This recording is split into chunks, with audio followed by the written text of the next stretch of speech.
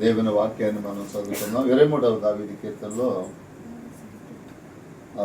నీవు నాకు తోడయుందువు 4వ వచనంలో రాయబడిన మాట, నీవు నాకు తోడయుందువు, నీ బుద్ధికరయు నీ దండము నన్ను ఆదరించు. ఇక్కడ కీర్తనకారుడు నీవు నాకు తోడయుందువు అన్నాడు. అంటే దేవుని తనకి దేవుడు తోడుగా ఉండాలని దావీదు ఇష్టపడుతున్నాడు. కనుక ఆ మనుషులు మన జీవితాల్లో బిడ్డలు తోడుగా ఉండాలనుకుంటాం, బిడ్డలైతే తల్లిదండ్రులు తోడుగా ఉండాలనుకుంటారు, అలాగే బంధువులు తోడుగా ఉండాలనుకుంటారు, అయిన వాళ్ళు తోడుగా ఉండాలనుకుంటారు. కానీ దావీదైతే దేవుణ్ణి తనకు తోడుగా కావాలని ఆశిస్తున్నాడు. కనుక మన దేవుడు కూడా మనకి తోడుగా ఉండటానికి ఇష్టపడే దేవుడు, మనకి ఎల్లప్పుడూ తోడుగా ఉండదగినటువంటి దేవుడు. అందుకని బైబిల్లో చాలామంది భక్తులకి ఆయన నేను నీకు తోడై ఉన్నాను, భయపడకము, నీకు తోడై ఉన్నాను, దిగులు పడకము అని దేవుడు అనేక మంది భక్తులకి తెలియజేశాడు. అంతేకాకుండా ఆయనకి ఇమ్మానుయేలు అనే పేరు కూడా పెట్టబడుతుంది అని దేవదూత ద్వారా చెప్పబడింది. ఇమ్మానుయేలు అనగా యెహోవా మనకు తోడని అర్థం. కనుక ఆయన మనకి తోడుగా ఉండగలిగినటువంటి దేవుడు. అయితే ఆయన తోడుగా ఉంటే కలిగే ఆశీర్వాదాలు ఏమిటంటే, ఒకటి, మనకి లేమి కలగకుండా దేవుడు చేస్తాడు. దేవుని వాక్యంలో మనం గమనించినప్పుడు మన జీవితాల్లో ఎటువంటి లేమి అనేది దేవుడు మనకి రానివ్వడం. ఉదాహరణకి ఇక్కడ దావీదు కూడా నా కాపరి యెహోవా నా కాపరి, నాకు లేమి కలుగదు, పచ్చిగల చోట నన్ను పరుణ్ చేస్తున్నాడు, శాంతికరమైన జలం ఎదుకు నన్ను నడిపించున్నాడు, నా ప్రాణమునకు శాంతి ఇస్తున్నాడు. కనుక మన జీవితాల్లో ఎటువంటి లేమి రాకుండా దేవుడు చేస్తాడు. ఈరోజు రియాన్షి పుట్టినరోజు సందర్భంగా గత 5 సంవత్సరాలు అద్భుతంగా మరి ఆ బిడ్డ జీవితంలో లేమి అనేది రాకుండా సమృద్ధినిచ్చి, ఆశీర్వాదాలనిచ్చి, దీవెలనిచ్చి ఆ బిడ్డని దేవుడు కాపాడాడు. అలాగే ఆ పక్కన ఉన్న అమ్మాయి కూడా మరి దేవుని యొక్క కృపలో మరి దేవుడు నడిపించుకుంటూ కాపాడుకుంటూ వస్తూ ఉన్నాడు. దేవునికి మహిమ కలుగును గాక. హల్లెలూయా. కనుక మన దేవుడు తోడై ఉంటే మనకి ఏం కలగదు, లేమనేదే కలగదు.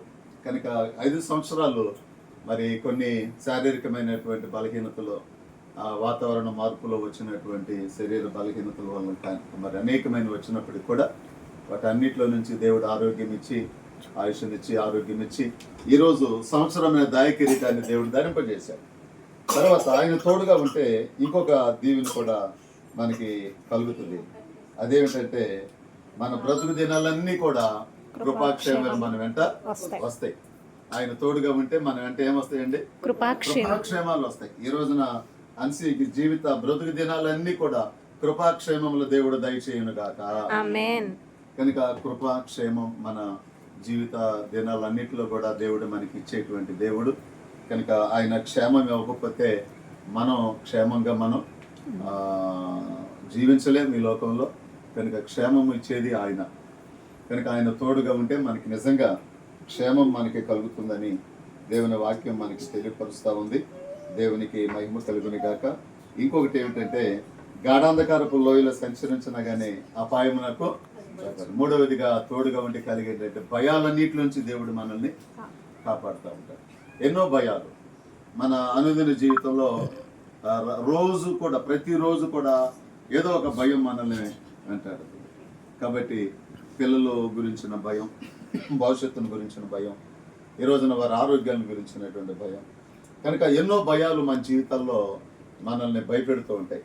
కానీ ఆయన తోడుగా ఉంటే భయాలన్నిటిలో నుండి దేవుడు మనల్ని విడిపిస్తాడు. దేవునికి మహిమ కలుగుని గాక. హల్లెలూయా.